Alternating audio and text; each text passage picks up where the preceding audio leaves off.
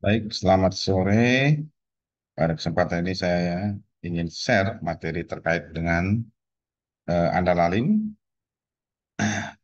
bagian dari keamanan, keselamatan, ketertiban, kelancaran lalu lintas.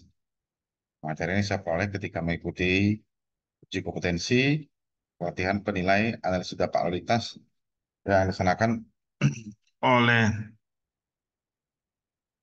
eh, Direktorat Jenderal Perhubungan Darat melalui Subdit Lalu Lintas, Subdit antara lain, eh, Direktorat Lalu Lintas Dirjen Perhubungan Darat. Langsung saja. Materi ini pemiliknya adalah eh, Bapak Hendro Purwoko SIK MH, tempat tanggal lahirnya Kebumen 8 Juli 1975. Alamatnya Jalan Watu Lawang 5, nomor 55B, Gajah Mungkur, Semarang. Kesatuan Korlantas Polri, Pendidikan Kedinasan 1 Akpol 1998, 2 PTIK tahun 2006, 3 Sestimen 2017, Pendidikan Umum Universitas Diponegoro, Magister Hukum 2012, riwayat jabatan 1 Polda NTB 1999 sampai dengan 2005. Kemudian KBO LTS Res Bima, Kantin PJR Kasat Lantas Loteng, Kasat Lantas Sumbawa, Kasat Lantas Slotim 2 Polda Maluku Utara 2007 sampai dengan 2009, Kasat Lantas Halut 3 Polda Jateng 2010 sampai dengan 2017, Kapolsek Pedurungan Wakares Purworejo, Wakares Klaten. 4 Polda Sulteng 2018 sampai dengan 2020, Kasat PJR, Kapolres Toli-Toli. 5 Korlantas Polri 2020, Kasih Audit Ditkamsel. Pendahuluan yaitu berawal dari angka kelahiran yang tinggi. Nah, angka kelahiran yang cukup tinggi dibandingkan dengan angka kematian menyebabkan kebutuhan terhadap lahan akan semakin tinggi sehingga akan menyebabkan perubahan tata guna lahan yang sebelumnya pertanian menjadi tempat hunian. Selain itu, dengan semakin berkembangnya suatu daerah akan meningkatkan pendidikan dan sosial ekonomi yang semakin meningkat juga akan berubah penggunaan lahan, sehingga penanganan terhadap perubahan tata guna lahan agar tidak menimbulkan gangguan Kamseltipcar, lantas maka perlu dilakukan studi yang kemudian dinamakan antara lain Rencana Umum Nasional Keselamatan. Ada 4 pilar Rencana Umum Nasional Keselamatan Jalan, yaitu 1 manajemen keselamatan jalan, kemudian jalan yang berkeselamatan, kendaraan yang berkeselamatan, perilaku pengguna jalan yang berkeselamatan, penanganan korban pasca kecelakaan. Pilar 1 Road Safety Management atau manajemen keselamatan jalan. Pilar 2 Safe Road dan Mobility atau jalan yang dan mobilitas yang berkeselamatan. Pilar 3 Safer Vehicle atau kendaraan yang berkeselamatan. Pilar 4 Safer Road Users atau perilaku pengguna jalan yang berkeselamatan. Pilar 5 Post Crash Response atau penanganan korban pasca kecelakaan. Dasar Hukum 1 Undang-Undang Nomor 2 Tahun 2002 tentang Polri. 2 Undang-Undang Nomor 22 Tahun 2009 tentang LHJ. 3 Inpres Nomor 4 Tahun 2013 tentang Dekade Aksi Keselamatan Jalan. 4 Perkap Nomor 10 Tahun 2012 tentang Pengaturan Lalu Lintas Keadaan Tertentu. 5 Perkap Nomor 9 Tahun 2001 tentang Manajemen Operasional Kepolisian. Itu untuk mewujudkan Kamseltipcar Lalu Lintas.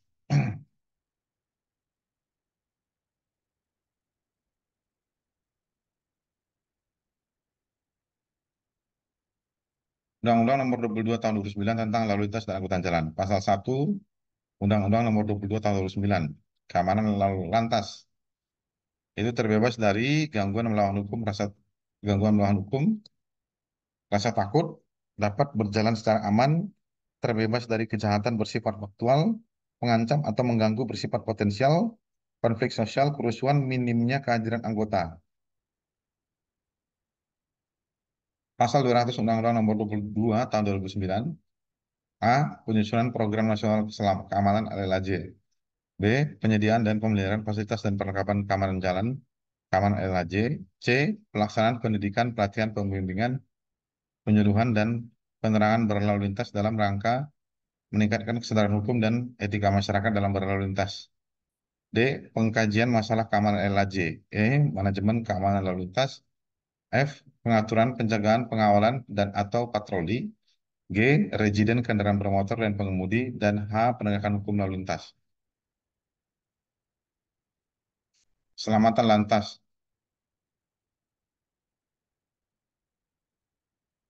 Terhindarnya dari risiko kecelakaan lantas dapat berjalan dengan aman.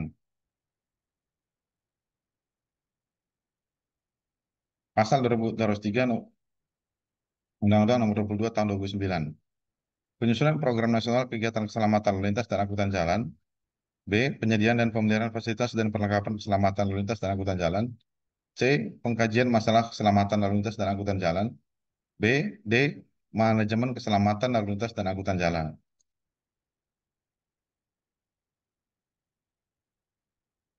Paradigma lalu lintas.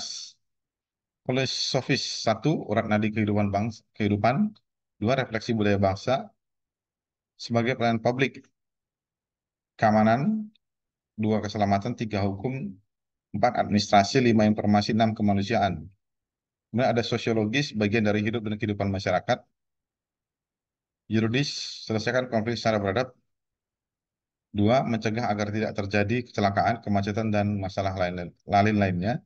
3. Membangun budaya tertib. 4. Kepastian hukum. 5. Edukasi. Pasal 13 Undang-Undang Nomor 2 Tahun 2002 tentang Kepolisian Negara Republik Indonesia bahwa tugas pokok kepolisian itu tertiban masyarakat, memelihara keamanan dan ketertiban masyarakat, menegakkan hukum, memberikan perlindungan, pengayoman, dan pelayanan kepada masyarakat. Para Polantas itu tugasnya adalah pelaksana tugas kepolisian Turjawali, Dikyasa, Regiden Ranmor, Laka Lantas, Gakum Lalu Lintas, guna Harkam Tipcar Lantas dan pelayanan untuk meningkatkan kualitas hidup masyarakat. Modernitas lalu lintas merupakan faktor utama pendukung produktivitas di masyarakat. Lalu lintas itu terdiri dari unsur manusia, kendaraan, jalan, alam, kegiatan masyarakat. Nah, lalu lintas itu merupakan urat nadi kehidupan, cermin budaya bangsa, cermin tingkat modernitas. Nah, itu tertuang dalam Undang-Undang Nomor 22 Tahun 2009. Kemudian di pasal yang ketiga, itu wujudkan dan pelihara Kamsel Tipcar Lantas. Kualitas keselamatan, membangun budaya bangsa, meningkatkan pelayanan. Nah, dalam Undang-Undang Nomor 22 Tahun 2009 ini, Polri itu melalui Polantas dalam pasalnya yang kelima itu sebagai pembina dan pasalnya yang ketujuh itu sebagai penyelenggara. Nah, penyelenggara dan pembina itu dilaksanakan oleh Residen Gakum Operasional MRLL dan Daplik Lantas. Pemolisian. Nah, ini segala usaha atau upaya dengan alat atau tanpa upaya paksa pada tingkat manajemen atau operasional untuk mewujudkan dan memelihara keteraturan sosial.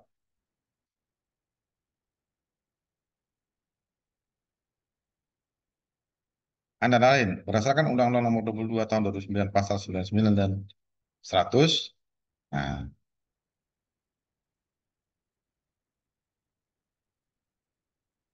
RT RW.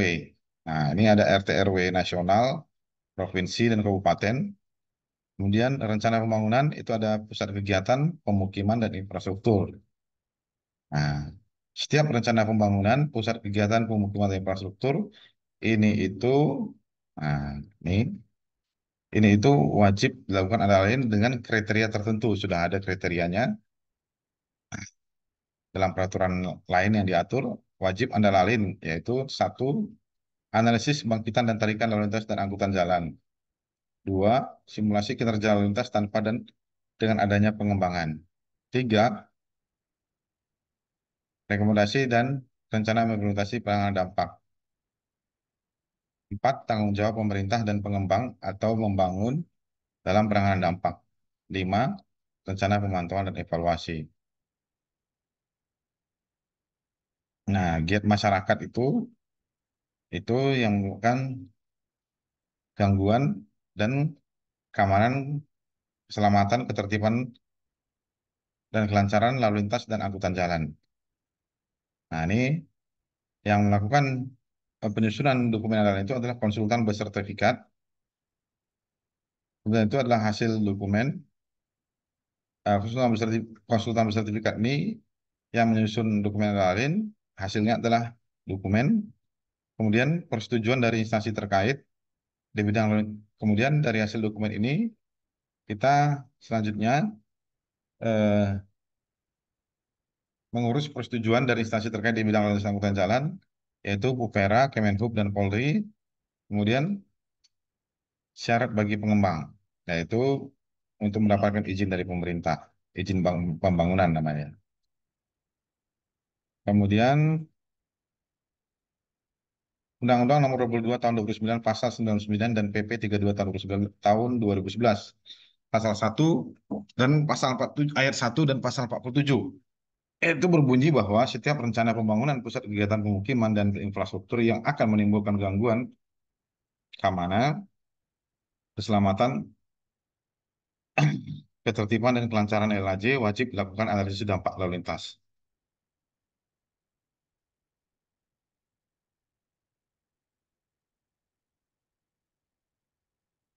Pengertian adalah lain.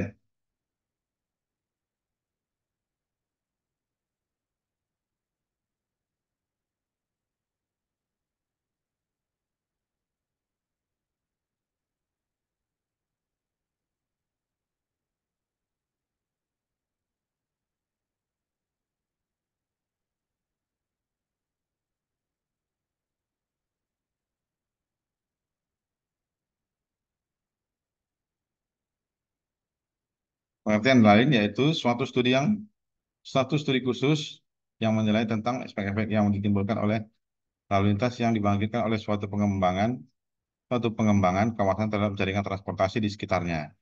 Nah, ini menurut Insinyur Tri Cahyono, MSc, PhD. Studi antara lain merupakan kewajiban pengembang yang akan melakukan pengembang atau pembangunan di suatu kawasan tertentu.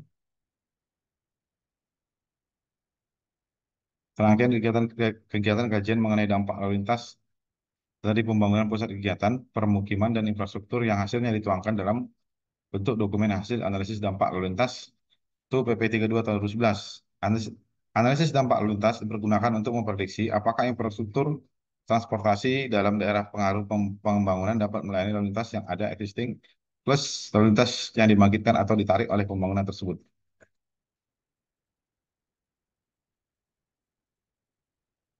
Antara lain PP 32 tahun 2011 pasal 48 ayat 2, kegiatan perdagangan, kegiatan perkantoran, kegiatan industri, fasilitas pendidikan, fasilitas pelayanan umum dan atau kegiatan lain yang dapat menimbulkan bangkitan dan atau tarikan lalu lintas.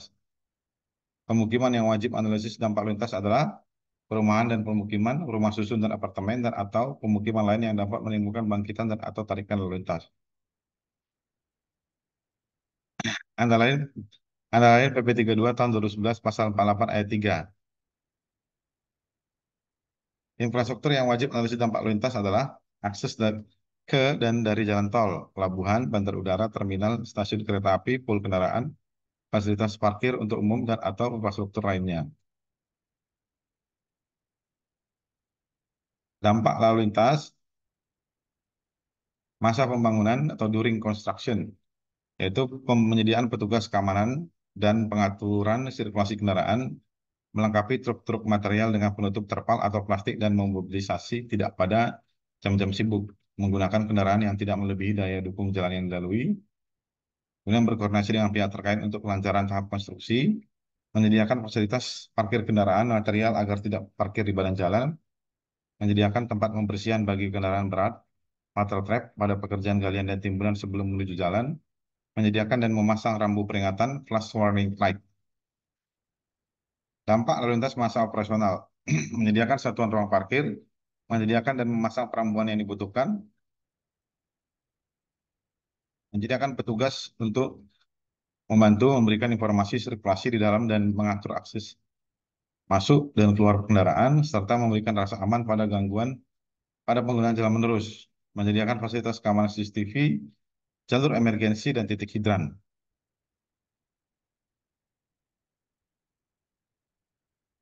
Alur pengajuan dokumen antara lain.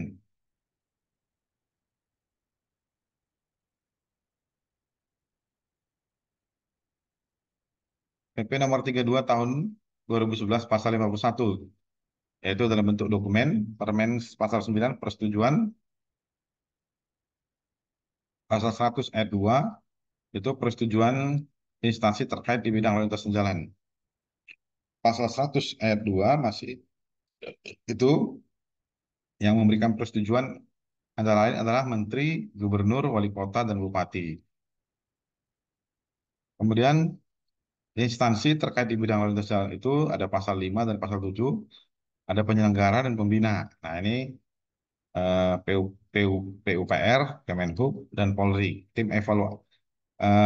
Dalam memberikan persetujuan itu nanti dibentuk suatu tim evaluasi lintas sektoral, yang memberikan penilaian terhadap antara lain kelayakan rekomendasi pembina Sarpas, pembina jalan.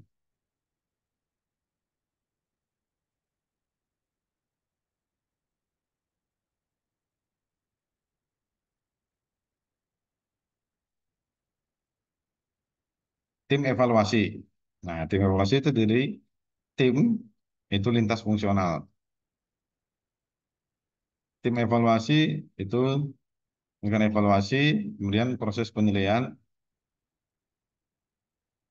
Tim evaluasi itu terdiri dari menteri, gubernur, wali kota, dan bupati. Eh, Maksud kami yang memberikan persetujuan itu adalah menteri, gubernur, wali kota, dan bupati ini yang memberikan persetujuan. Kemudian ini tim evaluasi tadi dari sini itu dia melakukan evaluasi itu berupa proses penilaian. Eh,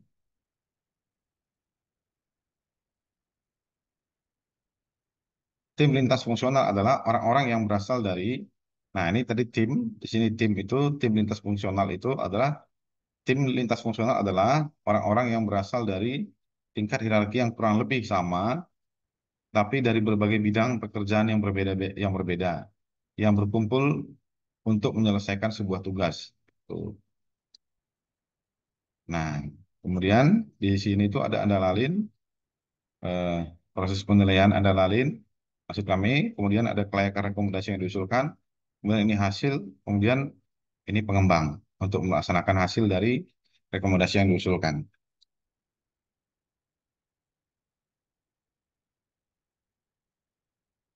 Tiga hal yang dianalisis.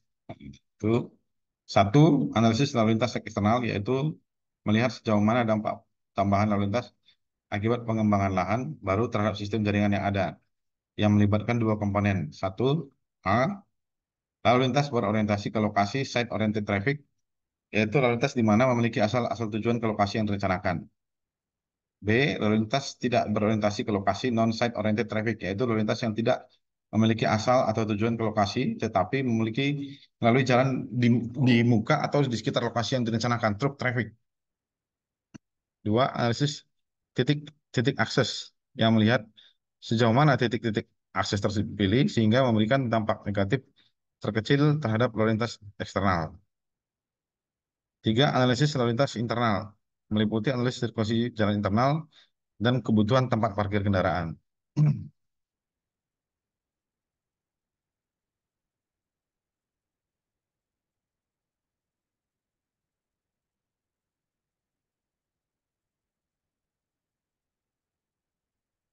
Pasal 206 Undang-Undang Nomor 22 Tahun 2009.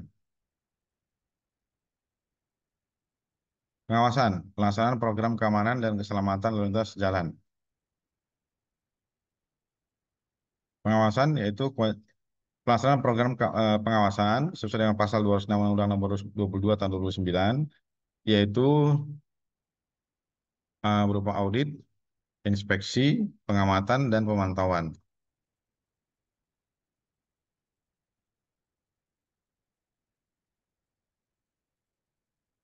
Kewajiban pengembang. Nah, itu adalah Dirjen, Gubernur, Wali Kota, dan Bupati.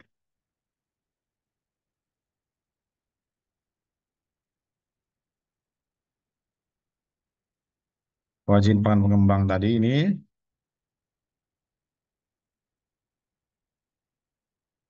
itu diterbitkan oleh Dirjen, Gubernur, Wali Kota, dan Bupati. Kemudian kewajiban pengembang ini jika tidak melaksanakan akan diberikan sanksi administratif. Nah, berupa peringatan tertulis, penghentian sementara pelayanan umum, penghentian sementara kegiatan, denda administratif, dan pembatalan izin. Nah, ini untuk waktunya, untuk peringatan tertulis itu diberikan 3 kali 30 hari. Ini standar baku mutunya, standar pelayanannya. Penghentian sementara pelayanan umum itu 30 hari diterbitkan. Penghentian sementara kegiatan itu 1% dari kewajiban, denda administratif itu 10 hari, pembatalan izin itu 90 hari.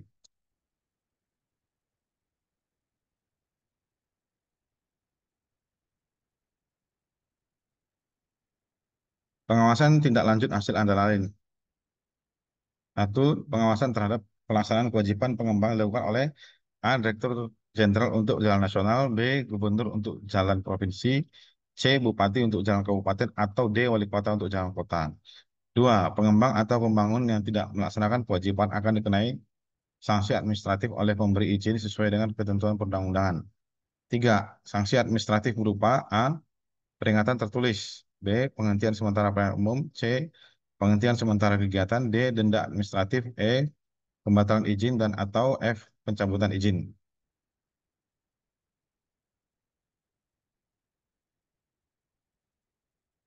Sanksi. Sanksi itu berdasarkan PP 32 tahun 2011 pasal 59 tentang manajemen dan rekayasa, analisis dampak serta manajemen kebutuhan lalu lintas. Sanksi administratif berupa peringatan tertulis dikenai sebanyak 3 kali dengan jangka waktu masing-masing 30 hari kalender ayat 1. Ayat 2, nah ini dalam hal pengembang atau pembangun tidak melaksanakan kewajiban setelah berakhirnya jangka waktu peringatan tertulis ketiga, dikenai sanksi administratif berupa penghentian sementara pelayanan umum dan atau penghentian sementara kegiatan selama 30 hari kalender. Ayat yang ketiga, dalam hal pengembang atau pembangun tidak melaksanakan kewajiban setelah berakhirnya jangka waktu, dikenai denda paling banyak 1%, 1/100 dari nilai kewajiban yang harus dipenuhi pengembang atau pembangun. Dalam waktu 10 hari kalender sejak tanggal pengenaan sanksi denda administratif atau 90 hari pada hari sejak membayar denda, pengembang atau pembangun tidak melaksanakan kewajibannya, izin dibatalkan atau dicabut.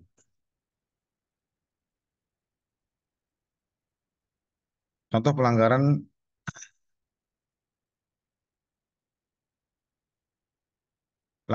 kemacetan dan kecelakaan lalu lintas.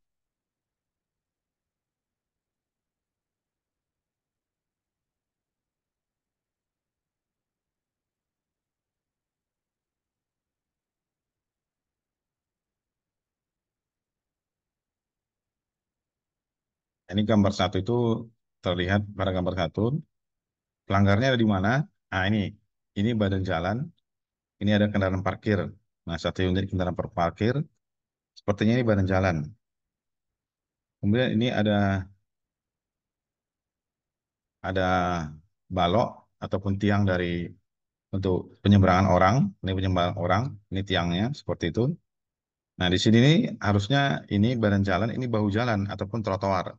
Nah, trotoar ini ada regulasi yang mengatur bahwa trotoar itu jika digunakan untuk kepentingan lain itu dianggap sebagai dalam perspektif hukum itu sebagai pelanggaran, ya, pelanggaran yang menyebabkan itu kemacetan ataupun gangguan lalu lintas gitu. Nah, kalau kita berpedoman kepada MKJI ataupun PKJI ini merupakan hambatan samping itu yang menimbulkan aktivitas masyarakat yang menimbulkan hambatan samping karena banyak kendaraan parkir. Nah, tapi kalau di sini misalkan ada rambu di ujung sana ataupun di sebelah sini depannya sini ada rambu dilarang parkir seperti itu, nah, misalkan ada dilarang parkir, maka ini kendaraan yang parkir di sini baik yang ini ataupun sepeda motor ini merupakan suatu pelanggaran. Dan itu yang melakukan penindakan adalah polisian. Seperti itu ya. Nah, demikian juga yang digambar ini. Nah, ini marka jalan. Ini sepertinya jalannya adalah ini kendaraannya menuju ke sini, yang ini lajur ke sini, yang ini lajur ke arah sana. Jadi ini jalan dua, dua per dua itu UD ya, itu undivided, tidak terbagi. Nah, ini aktivitas masyarakat, sepertinya ini pasar tumpah. Ini ada becak ya, parkir di sini, ada orang menyeberang jalan, kemudian ini ada masyarakat yang beraktivitas di sini. Nah, ini menimbulkan gangguan terhadap kelancaran lalu lintas yang menuju arah sini. Nah, ini merupakan suatu pelanggaran. Nah, seperti itu bentuk pelanggarannya ya. Kemudian ini ada becak lagi, ini ada pasar tumpah, ini jalan, ini marka jalannya membagi. Nah, ini juga pelanggaran ya, ini pelanggaran. Ada lagi ini ya, ini aktivitas dari truk muatan tanah yang dia tidak menutup terpalnya sehingga ataupun tidak mencuci bannya sehingga ketika masuk di jalan dia menyebabkan tanahnya aspalnya ataupun jalannya itu menjadi kotor dan banyak tanah. Nah, ini bisa menyebabkan terjadinya berpotensi menyebabkan terjadinya kecelakaan lalu lintas dan gangguan terhadap kecepatan lalu lintas yang berada di jalan. Nah, ini juga kesalahan ya.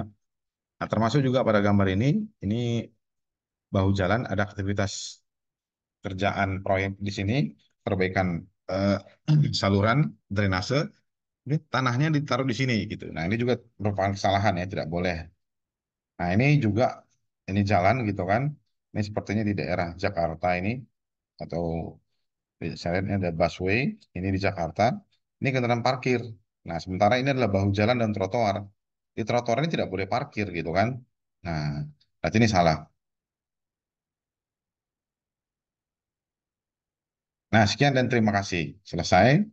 Demikian tadi sharing materi eh, terkait dengan antara lain bagian dari keamanan, keselamatan, ketertiban, dan kelancaran lalu lintas dari perspektif Korlantas Polri.